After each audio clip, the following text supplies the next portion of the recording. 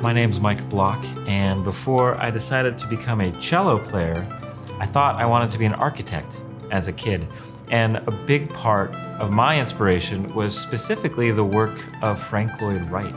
I think what inspired me about Frank Lloyd Wright so much was just the totality of his vision, where he's not only designing a house, but he's designing the furniture to go in the house. And he's thinking about the coloring of the tapestry and of the stained glass windows in a lot of properties, and just his level of intention. There is such a distinct connection between music and architecture, not just for Frank Lloyd Wright, whose father was a musician and Frank himself could play music. Music was a part of the homes that he built, and he always, made room for a piano. But actually, what I appreciate about architecture, like music, is it's an art form that you experience through time. And Frank was particularly sensitive to how people moved through the spaces and where did he want people to spend their time when they were in his property. So all of these elements just always inspired me, and I feel those connections to the music that I make.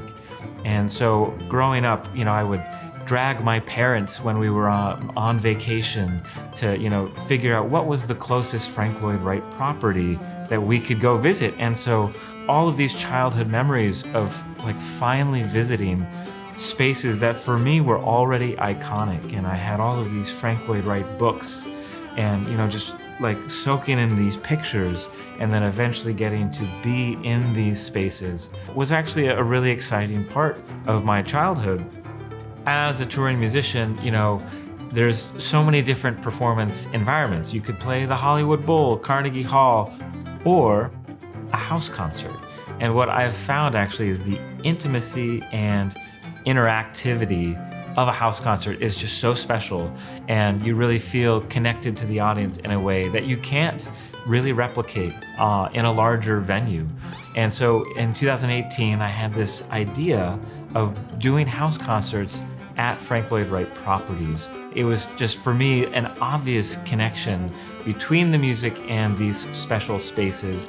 And so in addition to a concert, which is going to be uniquely, close to the performer, intimate and engaging, I think, you also, as an audience member, have this unique opportunity to just be in one of these amazing spaces designed by Frank Lloyd Wright, outside of the tour, outside of the guided experience, and really actually feel, what it is like to spend time in these homes the way that maybe they were intended, And so in a lot of Frank Lloyd Wright homes, there's a place for music, and to be able to enjoy music in these homes is just so special and unique.